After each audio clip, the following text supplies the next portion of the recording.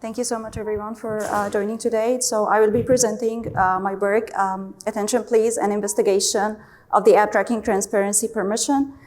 This work is done with collaboration with Arjun Arunasalam from Purdue University, Professor Habiba Farrukh from UCI, Jason Tong, Professor Antonio Bianchi, and Professor Berkay Celik from Purdue University.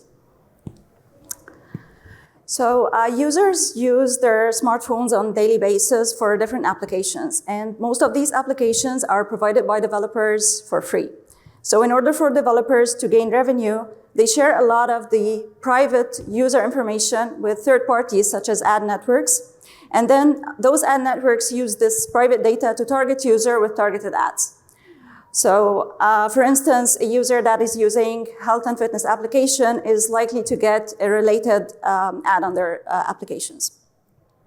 And as the user interacts with those ads, developers gain more and more revenue. So this is interesting, but this has also raised a lot of concerns from the user side on how their data is being used and the lack of control over who uses their private data and how this data is being shared with different parties. To mitigate this problem, mobile platforms provided different solutions. A first solution was the opt-out strategy, in which the user has to go to the settings of their smartphones and allow or disallow tracking. And usually these settings were allowed by default. Now, starting from iOS 14.5, iOS started using the app tracking transparency permission. This permission requires explicit user consent from the developer before they can use their data for tracking and before they can share their data with third parties. So given the necessity of this permission for developers to gain more revenue, this raises the question whether developers can use some patterns to deceive the users into providing the consent for tracking. So to answer this question, we started by analyzing the different alert types that is provided by Apple in order for the developers to ask or to take the permission from the users. So we find that there are two types of alerts. First, there is the mandatory alert, which is the purpose string. So inside the system alert that is provided by the application for this permission, the app developer has to provide a purpose string that explains why they need that permission. Now, there is also another custom pre-alert screen, which is an optional screen that provides more space for the developer to explain the purpose of this permission verbally as well as visually. We find that Apple provides some guidelines for the design of these alerts. For instance, developers should not require the user to provide or enable tracking or grant this permission to receive a compensation or monetary reward. They also should not promise some better functionality or some better app content if the permission is granted. This purpose strings and alerts have to be straightforward, easy to understand by the normal users, and has to explicitly describe how this data is going to be used. So now we started exploring the dark patterns that developers might use in these alerts in order to persuade the user for taking some specific action. So dark patterns refer to manipulative interfaces that developers can use to persuade the user into specific actions. And in the context of the ATT alerts, these patterns are violations to those Apple guidelines, and these actions are granting the permission of the tracking. So we focus on two research questions. First, what are the dark patterns that app developers use that can violate the Apple guidelines? And for this, we performed a large-scale analysis of over 4K apps and detected 5 different patterns. And second, we focus on the impact of those patterns on the perception and understanding of the users, and whether has this any implication on the user privacy. And for this, we performed a between-subject user study with over 114 users to evaluate the perception given different alert patterns. So our system starts by the app collection. So we collected different set of applications, and to extract those alerts from those applications, we developed some static and dynamic analysis tools to get those purpose strings and pre-alert screens. And then we developed a labeling guideline, which we provide to different annotators that are volunteers in our system that annotated the whole data set, given the different patterns that we detected. And then we developed an alert classification technique, which automatically detects the different patterns in these alerts.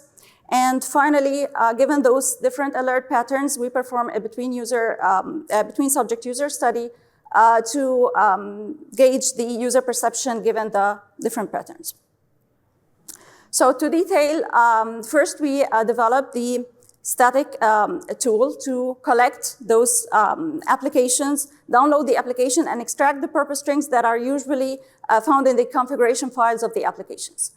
However, collecting the pre-alert screens is more challenging because these are dynamic screens that developers can use within the app. So for that, we developed a dynamic tool that automatically runs the application and performs different random touches on the screen and then captures those screenshots of the different screens of the app. And then by using some tools, we were able to detect those pre-alert screens.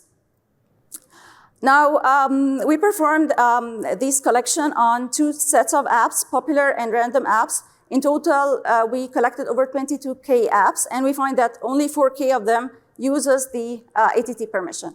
Now, we also found that developers usually use the same purpose strings and pre-alerts repetitively. So we find that there's 1.6K unique purpose strings and around 150 unique pre-alerts in our dataset.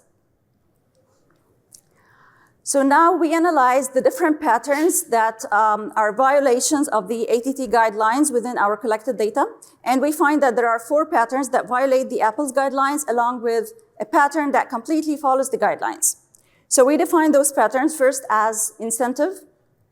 And this is a pattern that promises some monetary reward if the permission is granted. For example, a user can receive coupons or some rewards if they grant that permission. Second is the misleading pattern, which promises some better application features or content if the permission is granted. Third is the ambiguous pattern, in which the developer mentions some abbreviations or vague terms, such as IDFA, for instance, that is not easy for a normal user to understand. And as we mentioned, the complete pattern is the pattern that follows the guidelines and explicitly mentions the purpose of tracking. Now, any other pattern that omits the purpose of tracking, we gather into the other pattern. So we analyzed those ATT alert patterns that we collected. So we asked 6 volunteers to label our whole data set with 1.6 purpose strings and 150 pre-alerts. And we find that around 60% of the purpose strings use violations and dark patterns in these purpose strings, while around 80% of the pre-alerts use dark patterns. And this shows that developers striving to get that permission might use those incentives and different dark patterns in order to persuade the user to grant the permission. And also when they have more space as using the pre-alerts, it's more likely that they use those patterns. Now, for classification, we developed a classifier based on contrastive learning objective. And the reason we use that contrastive learning is that it's more suitable to a relatively small data set. So as we mentioned that our data set after filtering the non-unique patterns is around 1.6K. So to train the contrastive learning, we formed positive pairs of alerts from alerts that are following the same pattern. And the contrastive learning objective, the aim of this objective is to move the alerts from the same class closer into the embedding space, while an alert from a different class is moved further. And for more details about this classification technique, please refer to our paper. So to test the effectiveness, we tested our classifier tool and compared it to different baselines. And we find that our tool performs better in both the purpose strings and the pre-alerts.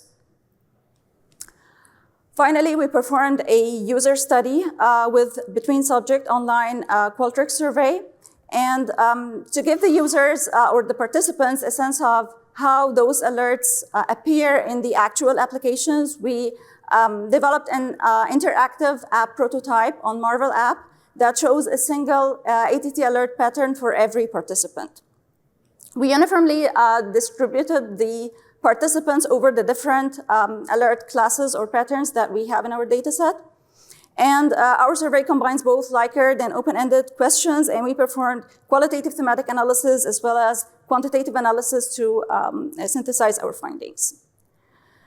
So to summarize our findings, we find that dark patterns in ATT alerts actually impact the user perception and overall gives them a false sense of privacy.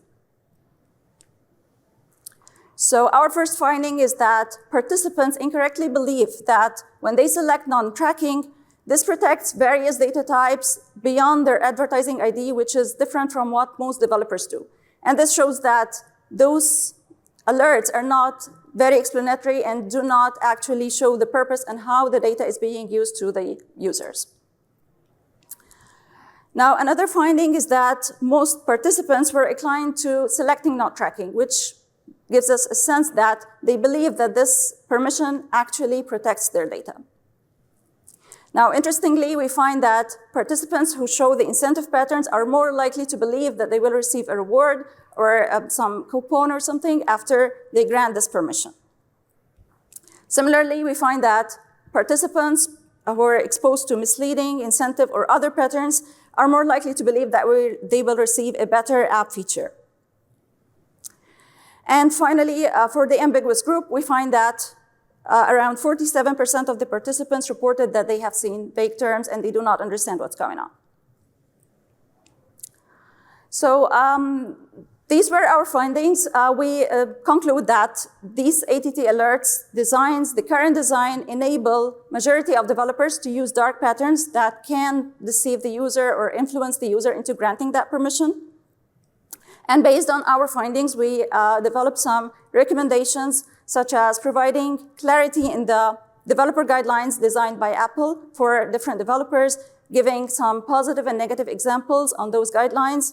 We also recommended providing some proactive vetting process for automatically detecting those patterns during the vetting of the applications. And we also recommend designing user-centered designs for ATT alerts, but this, however, requires a lot of other user studies in order to find the best design that can explain to the user how their data is being used given that permission. So this concludes my presentation. Thank you so much. Any questions?